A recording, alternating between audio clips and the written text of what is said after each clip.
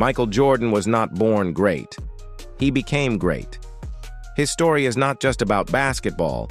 It's about resilience, hard work, and the mindset that separates champions from everyone else. From being rejected in high school to becoming the most dominant athlete the world has ever seen, Michael Jordan's journey is a blueprint for success. It's a story of rejection, triumph, heartbreak, and redemption. Michael Jeffrey Jordan was born on February 17, 1963, in Brooklyn, New York. He was the fourth of 5 children to James and Dolores Jordan. His father worked as a plant supervisor, and his mother worked at a bank. Shortly after Michael's birth, the family moved to Wilmington, North Carolina, where Jordan spent his childhood. From an early age, Michael showed signs of being fiercely competitive. He hated losing at anything, whether it was backyard basketball, baseball, or board games with his siblings. His older brother Larry was a standout athlete, and Michael looked up to him. But Larry was stronger and faster, and he would often dominate Michael in one-on-one games.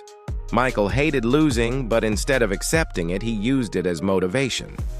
Jordan's first love was not basketball, it was baseball. His father was a passionate baseball fan and encouraged Michael to pursue the sport. Michael played Little League baseball and was a talented pitcher.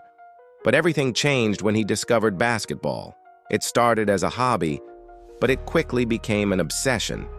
He would spend hours at the local playground, working on his dribbling, jump shot, and footwork. His competitive fire drove him to improve every day. In high school, Michael tried out for the varsity basketball team at Laney High School. At 5 feet 10 inches, he was shorter and thinner than most of the other players. His jump shot was inconsistent, and his strength was lacking. During tryouts, he gave everything he had, but when the final team list was posted, his name wasn't on it. Michael had been cut from the team. That night, Michael went home and cried in his room.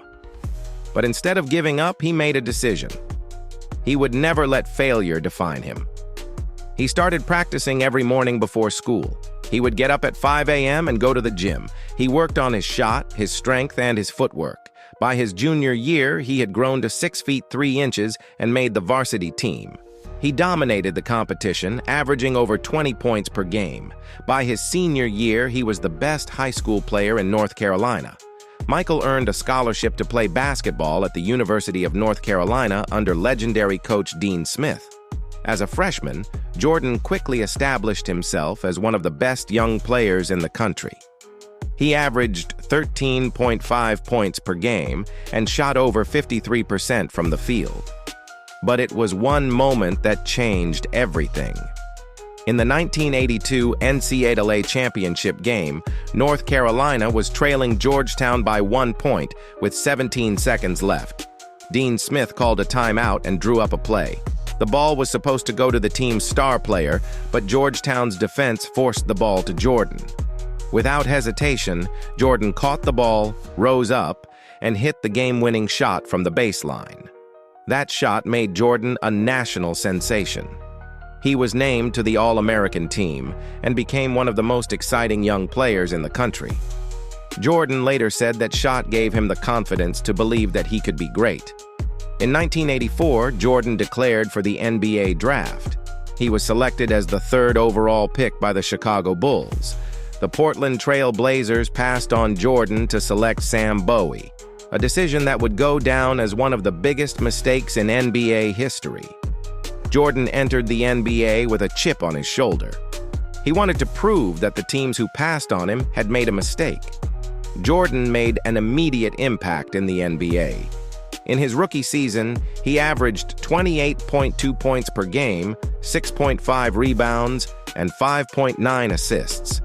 He was named NBA Rookie of the Year and led the Bulls to the playoffs. But in the playoffs, the Bulls were swept by the Milwaukee Bucks. Jordan realized that talent alone wasn't enough. He needed to build his body and sharpen his game to compete with the best.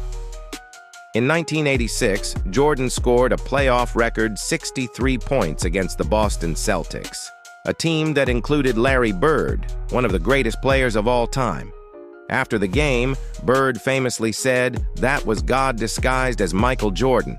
But despite Jordan's brilliance, The Bulls lost the series. Jordan knew he couldn't do it alone. The Bulls began building a team around Jordan.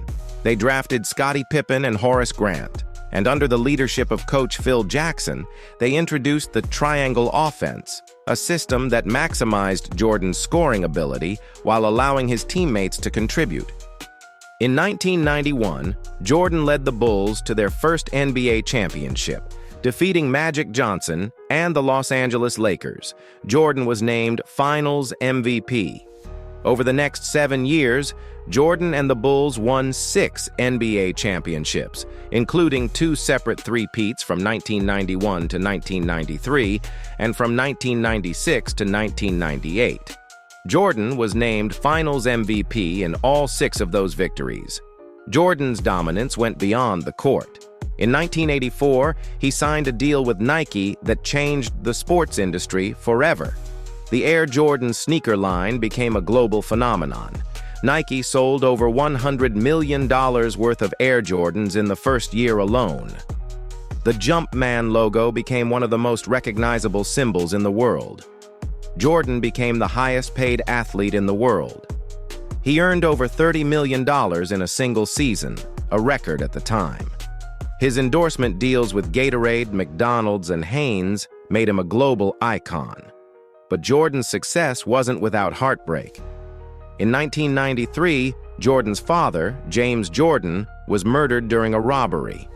Devastated by the loss, Jordan retired from basketball and pursued a career in professional baseball, a sport his father had loved. Jordan played for the Birmingham Barons, a minor league affiliate of the Chicago White Sox. He showed promise, but after one season, he realized his heart was still with basketball. In 1995, Jordan made a dramatic return to the NBA with 2 simple words: "I'm back." He led the Bulls to 3 more championships from 1996 to 1998. His final shot, a game-winning jumper against the Utah Jazz in Game 6 of the 1998 Finals, secured his 6th championship. Jordan retired for the second time in 1999, but his legacy was already secure. He briefly returned in 2001 with the Washington Wizards, but retired for the final time in 2003. Jordan's career ended with 6 NBA championships, 5 MVP awards, 10 scoring titles, and 32,292 career points. Today, Jordan is the owner of the Charlotte Hornets and the first athlete to become a billionaire. The Air Jordan brand generates over $5 billion in annual sales. His influence extends far beyond basketball. He's a symbol of excellence, mental toughness, and the power of belief. Michael Jordan wasn't the tallest or the strongest player, but his mindset made him unstoppable. He turned rejection into motivation and failure into success. He taught us that greatness is not a gift, it's a choice. His story is proof that hard work, focus, and resilience can overcome any obstacle. Jordan wasn't just the greatest basketball player of all time. He was the definition of greatness. Failure gave me strength. Pain gave me motivation. Michael Jordan. Jordan's legacy will live on forever.